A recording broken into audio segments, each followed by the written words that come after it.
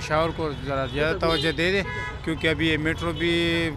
اس کا کافی عرصہ ہوا ہے، یہ بند بھی نہیں رہ پایا، اور ایل پی جی بھی مہنگی ہوئی ہے، تو کافی مہنگائی ہوئی ہے۔ سٹارٹ میں تو لگ رہا تھا کہ بھئی کوئی خاص کارکردگی نہیں ہے، لیکن اب آہستہ سے تھوڑا بہت بی آر ٹی پہ بھی کام دیکھنے میں آ رہا ہے، اور سائڈ پہ کچھ یہ سیلاب سے بچاؤ کے لیے، پانی کے بہاؤ کے لیے تھوڑے بہت نالے والے بن رہے ہیں، اس کی بھی دیکھ کے کچھ تسلی ہو رہی ہے کہ شاید کچھ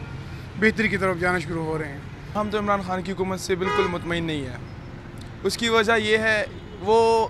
ہماری یوتھ کو غلط راہ دکھا رہا ہے، وہ ہم سب کو امیجنیشن میں ڈال رہا ہے۔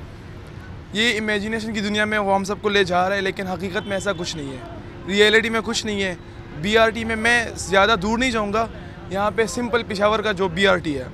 اس نے ہمارا جو حال کیا، اس میں کتنا کرپشن ہوا، وہ کہہ رہا ہے کہ میں کرپشن کا خاتمہ کروں گا، یہ کروں گا، وہ یوتھ کو امیجنیشن کی دنیا میں صرف لے جا رہا ہے۔ یہ 100 دن جو ہے ان سے لوگوں کو بڑی امیدیں تھیں،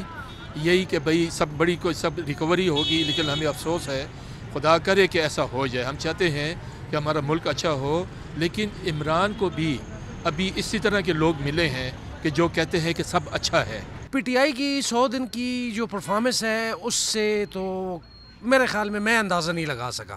کہ ابھی تک انہوں نے کیا کیا ہے، کیا کر رہے ہیں۔